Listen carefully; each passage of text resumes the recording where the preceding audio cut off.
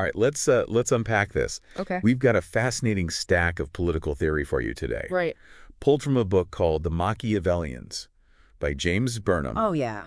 Now, before you switch over, thinking it's going to be a snooze fest, Sure. let me assure you, Yeah. we're after practical knowledge. Absolutely. The kind that can help us understand power dynamics right here in our own communities of Deer Park, Okay. LaPorte, and Pasadena. Yeah, well, it's fascinating how Burnham brings together these thinkers, Machiavelli himself, Mosca, Sorel, and Pareto. Right. They might have lived in different eras, but they all reached surprisingly similar conclusions about how power actually works, Yeah. often challenging our idealistic notions. It's like they had this X-ray vision for seeing through the smoke and mirrors of politics, right? Absolutely. And that's what we need here in our local communities, to be able to Yeah. cut through the spin and understand what's really going on. That's exactly right. Mm. Burnham calls out what he refers to as the typical method of political thought. Okay. And it's something we see all the time, especially during election season. Oh, yeah, I think we all know that feeling of being sold something rather than having a genuine conversation about the issues. Right.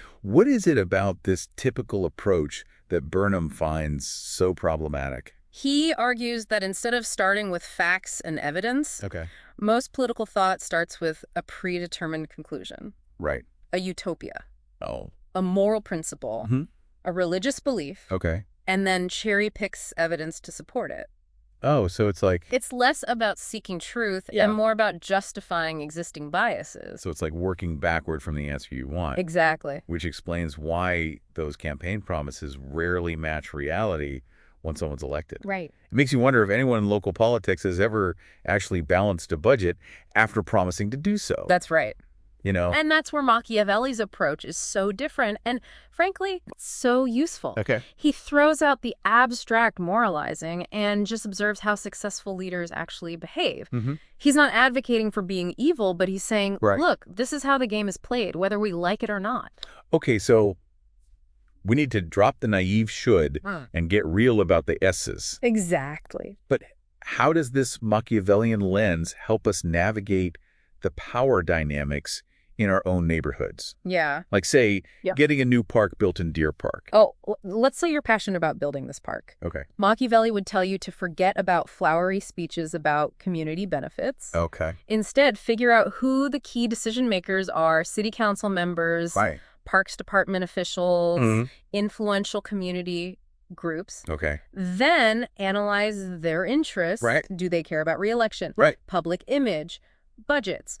Only then can you tailor your arguments to resonate with what they truly value. So it's not enough to have a great idea. You have to understand the power structure and speak their language. Right. It's about strategic persuasion, not just heartfelt pleas. Exactly. And this is where Mosca's work on the iron law of oligarchy comes in. Okay.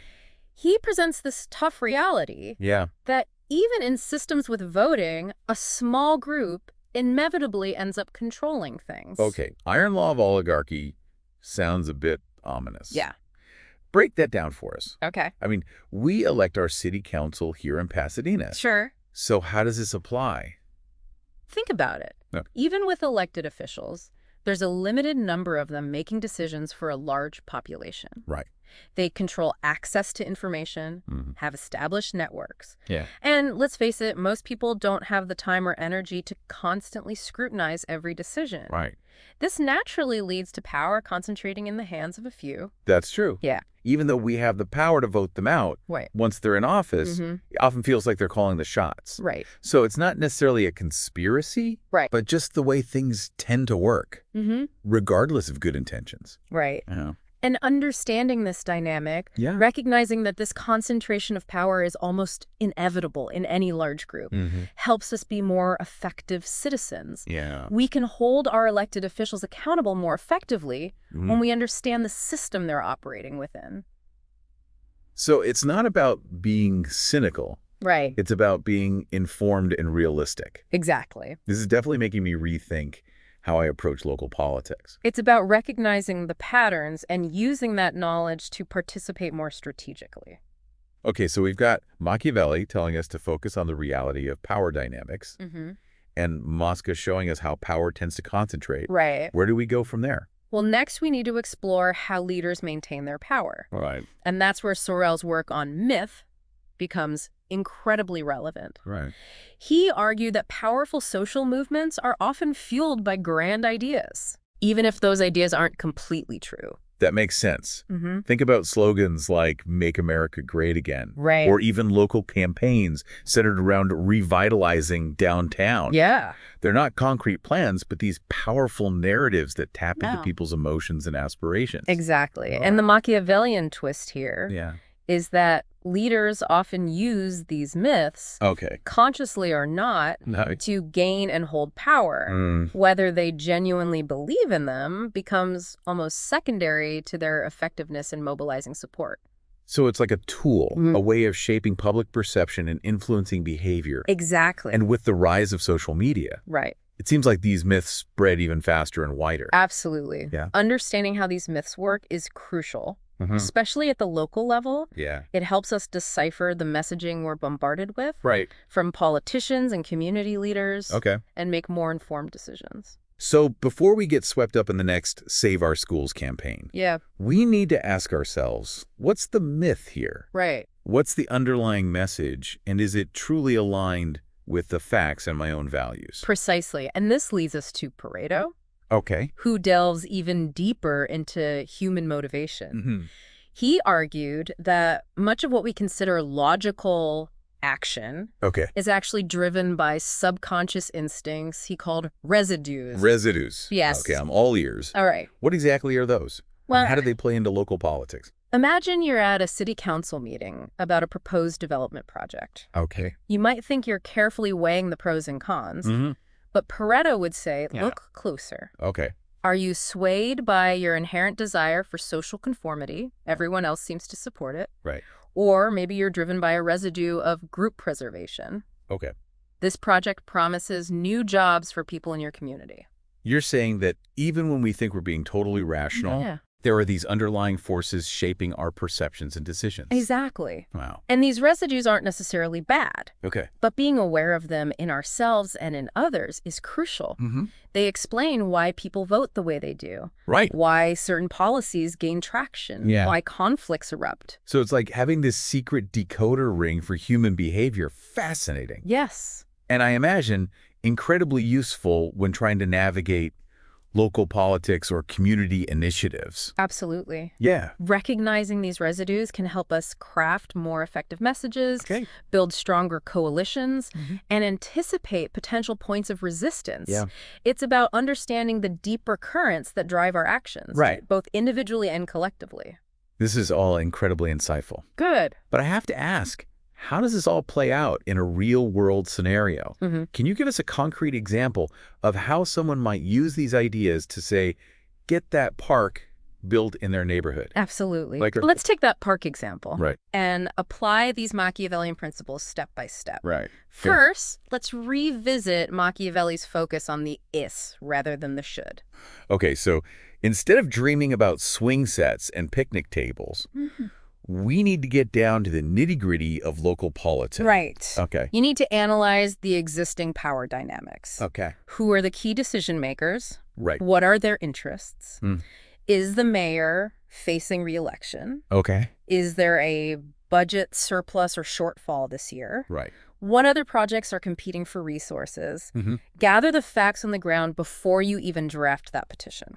So it's like doing a SWOT analysis, but for local politics. Exactly. You need to identify the strengths, weaknesses, opportunities, and threats within the specific context of your community. Exactly. Yeah. Only then can you formulate a strategy that's actually realistic and achievable. Okay. Now let's add Mosca's theory of the ruling class into the mix. Okay, so we need to figure out who's really calling the shots, even if they're not the ones out front. Right. Okay. Identify the influencers, both official and unofficial. Okay, yeah. Is there a particular city council member known for championing parks and recreation? Right. Is there a powerful homeowners association that might support or oppose the project? Map out those power relationships and figure out how you can leverage them to your advantage. So it's not just about presenting a compelling case to the city council. Right. It's about knowing who has their ear and how to get on their good side. It's a game of influence and relationships. Precisely. Okay.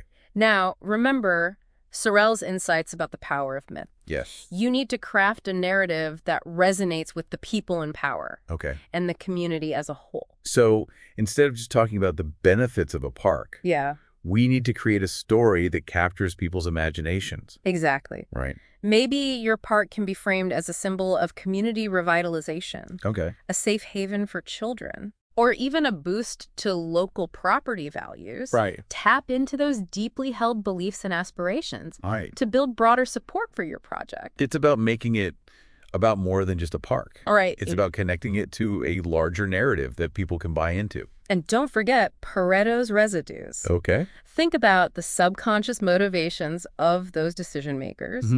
Are they driven by a desire for social approval? Yeah. A sense of legacy? Economic gain? Right. Understanding those deeper drivers can help you tailor your message and your approach. So it's like having a cheat sheet for human psychology. Exactly. You can anticipate objections, play to people's strengths, and even neutralize potential opponents by understanding what makes them tick. Exactly. By weaving together these Machiavellian insights, you can move from simply having a good idea to creating a strategic, persuasive, and ultimately successful campaign for that new park. This is truly empowering. It means that even if we don't hold official positions of power, we can still exert influence and create change within our communities. That's right. We just need to understand the rules of the game. That's the key takeaway here. Yeah. The Machiavellians aren't advocating for manipulation or cynicism. They're providing us with a framework for understanding and navigating the realities of power. This has been a fascinating deep dive. Good. And I feel like we've just scratched the surface of these Machiavellian ideas. We certainly have, but hopefully we've given our listener a lot to chew on. Absolutely. So before we move on from this idea of power dynamics, there's another concept we need to discuss. It's what Mosca called the political formula. Political formula. Yeah. I'm intrigued. What is that? Think of it this way. It's the story that the ruling class tells to justify its power. It's the narrative that legitimizes their authority. And makes people accept their rule. So it's like a PR campaign for the people in charge. Yeah, you could say that. A way to make their power seem natural. Or even inevitable. Exactly. And Mosca argued that every ruling class needs a political formula to maintain its grip on power. In the past, these formulas were often based on things like divine, the idea that kings and queens were chosen by God to rule. Or inherited privilege and the belief that certain families were just destined to be in charge. But what about today? Yeah. What's the political formula in a modern democracy like ours here in the U.S.? Well, I mean, we don't have kings and queens anymore. At least not officially. Mosca would argue that the political formula in a modern democracy is the idea of the will of the people. Because in theory, our elected officials are supposed to represent the desires and interests of the people who voted for them. Exactly. But Mosca's point is that even in a democracy, the ruling class, the elected officials, the bureaucrats, the lobbyists, the influencers, they still wield a considerable amount of power. And they use the formula of the will of the people to justify their decisions, even if those decisions don't always align with what the majority actually wants. So it's like a way of masking their power behind this veil of popular consent. Precisely. They can claim they're acting on our behalf. Even if they're not. Exactly. And that's why it's so important to be aware of this concept of the political formula. It helps us to see through the rhetoric of those in power and understand how decisions are really being made. So we've got to be critical thinkers. Yes. To question the narratives we're being told. And look at who's really benefiting from those stories. Exactly. It's easy to get swept up in the idea that our elected officials always have our best interests at heart. But Mosca is reminding us to be a bit more skeptical, And this kind of critical thinking is especially important at the local level, where the political landscape can be even more complex and opaque. We might feel like we know our city council members or school board trustees, But we still need to be aware of the forces that shape their decisions. Okay. And the narratives they use to justify those decisions. This is all pretty heavy stuff. It is. But I think it's really important for us to be having these conversations. I agree. Especially here on Think and Act Locally. Yeah. We're all about empowering residents to make informed decisions. Absolutely. And engage effectively in their communities. That's right. So where do we go from here? Who's the next Machiavellian thinker we need to explore? Well, no discussion of the Machiavellians would be complete without delving into the work of Vilfredo Pareto, one of the most brilliant and, yes, controversial social scientists of the 20th century. Okay, Pareto, lay it on us. All right. How does he fit into this Machiavellian tradition? Pareto took the ideas of Machiavelli, Okay. Mosca, and Sorel, and developed an even more comprehensive theory of how societies function. Right. His key insight was that a lot of human behavior isn't actually driven by logic or reason, but by what he called non-logical conduct. Non-logical conduct. Yeah. So we're not as rational as we like to think we are. That was Pareto's argument. Okay. He believed that our actions are often driven by emotions, instincts, and subconscious desires, things we're not always aware of. And he called these underlying motivations residues. Okay, so those residues are like the hidden forces that shape our behavior. Yeah. And how do they play into politics, especially at the local level? Imagine you're attending a city council meeting here in LaPorte. Okay. And they're debating whether to increase property taxes to fund a new school. Okay. You might think you're carefully weighing financial implications against the educational benefits, but Pareto would say, look closer. You mean to look closer at my own motivation? Exactly. Are you subconsciously swayed by a desire for social conformity? Okay. Maybe most of your neighbors are in favor of the tax increase, and you don't want to be the odd one out. Or perhaps you're driven by a residue of what he called group persistence, a deep-seated instinct to protect and preserve your community. Right. Even if it means making personal sacrifices. So these residues are like these underlying emotional or instinctual drives that can cloud our judgment. Yes. Even when we think we're being completely rational. Precisely. Okay.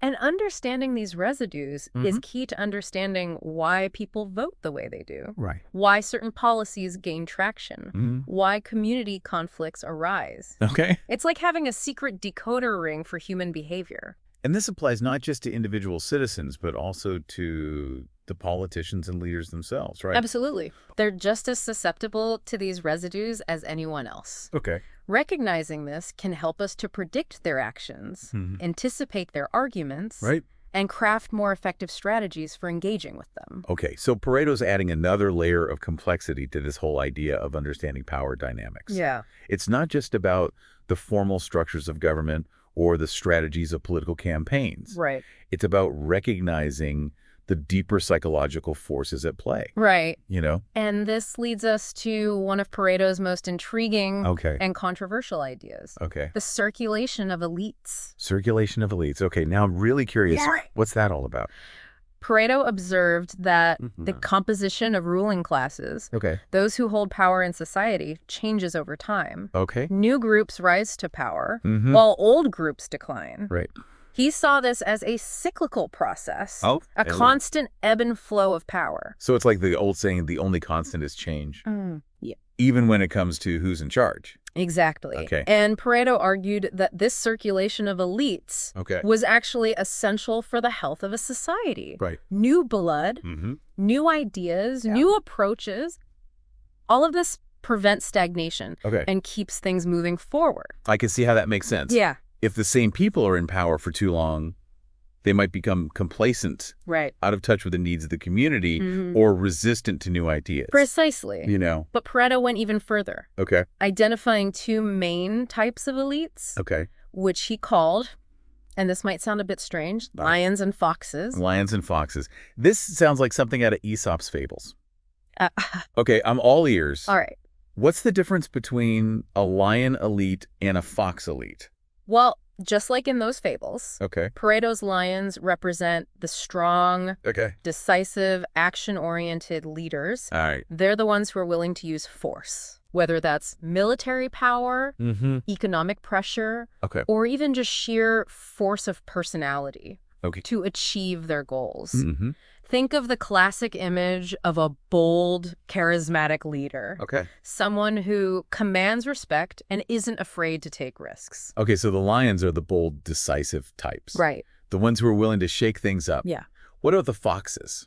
Pareto's foxes are the cunning, adaptable, and yes, sometimes manipulative leaders. Okay. They rely more on persuasion, diplomacy, strategy, and even a bit of deception to achieve their aims. They're more subtle and nuanced in their approach, often working behind the scenes to influence events.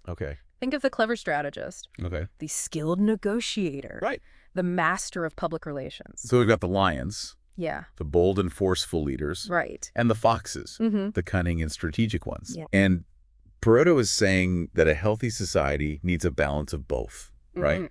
That's his word. Too many lions, and you get tyranny and oppression. Right. Too many foxes, and you get corruption and stagnation. Exactly. Okay. It's about finding the right balance, right. Recognizing that each type of elite has its strengths and weaknesses. Okay. And this applies not just at the national level, but also right here in our local communities. So when we're thinking about our city council members, our school board trustees, even the leaders of our neighborhood associations, we can ask ourselves, are they more lion-like or fox-like in their approach? Exactly. And are those approaches serving the community well? Right. Or is there an imbalance that needs to be addressed? Those are exactly the kinds of questions we should be asking. Right. And that's the real beauty of the Machiavellian tradition. Okay. Gives us tools to analyze power dynamics, understand human behavior, and ultimately become more effective participants in the political process, whether that's at the national level or right here in our own backyards. This is all incredibly fascinating. Good. But I'm sure our listeners are wondering, how do we apply these ideas in our own lives? Right. We're not all aspiring politicians or community leaders. That's true. Right. But these Machiavellian principles are relevant to anyone who wants to understand and influence the world around them. Okay. Whether you're trying to get a new stop sign installed on your street, advocating for a new program at your child's school, or even just navigating a conflict with your neighbor. Right. Understanding how power dynamics work can make all the difference. So it's not just about grand political schemes. Right. It's about understanding how power operates in all aspects of our lives. Exactly. Even the seemingly mundane ones. And that's what we'll explore in more detail next time. Go ahead. When we apply these Machiavellian insights to specific scenarios right here in Deer Park, LaPorte, and Pasadena. All right. Sounds good. So we're back, and we've been digging into all these Machiavellian ideas about power and how it works. Right, and how those ideas it's interesting. Can apply in unexpected places. It makes you think. Yeah. Like, how would Machiavelli himself approach local issues here in our area? Like, getting a new crosswalk installed near a school in Pasadena or something like that. It's a great question because Machiavelli was all about practical results. Right. He'd probably tell you to forget about just writing letters to the editor or complaining on social media. He'd say, you got to think strategically. So, like, how do you actually get things done? Exactly. Not just complain about how they should be. First, you got to figure out who really holds the power in that situation. Okay, so, like, is it the city council or the school board or the traffic department? Or... Could be any of those. Okay. And then who influences them? Right, because sometimes it's not the people with the official titles who are really calling the shots. Yeah, it can be complicated. Mosca would remind us about the iron law of oligarchy, remember? Oh, right. That even in a democracy, there's always a smaller group who ends up wielding most of the power. Exactly. Okay, so you got to map out that power structure. You got it. All right, then what? Then you got to channel your inner Sorel. Okay, the myth guy. Yep. Craft a compelling narrative. So not just like, we need a crosswalk because it's dangerous. No, that's not going to cut it. Okay. You got to tap into people's emotions. Right. Make it about safety for kids, about community well-being, about making our streets more walkable and vibrant. Oh, I see. So you're framing it within a larger story. Exactly. A story that resonates with people's values. And that's how you mobilize them to support your cause. And don't forget about Pareto. Oh, right. The residues. Think about what drives those decision makers. Okay. Are they motivated by a desire for social approval? Do they prioritize saving money? Oh, so you tailor your approach based on what makes them tick. Exactly. This is really fascinating stuff. It is, isn't it? And it shows that you don't have to be a politician to be effective. Right. You just need to understand the game.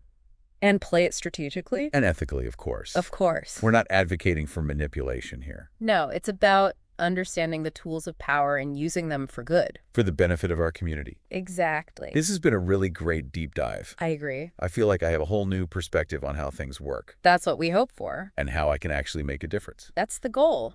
You know, even just in my own neighborhood. Whether it's a crosswalk or a new park. Right. Or anything, really. It all comes down to understanding power. And how to use it effectively. And responsibly. Absolutely. So to all our listeners out there in Deer Park, LaPorte, and Pasadena. Yeah, to everyone in our community. Remember, you have the power to make a difference. And we hope this deep dive has given you some tools to do just that. If you found value in our show today, please consider supporting us at thinkandactlocally.com/donate. You can find the link in the show notes. Your contribution helps us continue bringing you these deep dives. And helps us empower our community. Thanks for joining us on this Machiavellian journey. And remember, to think and act locally.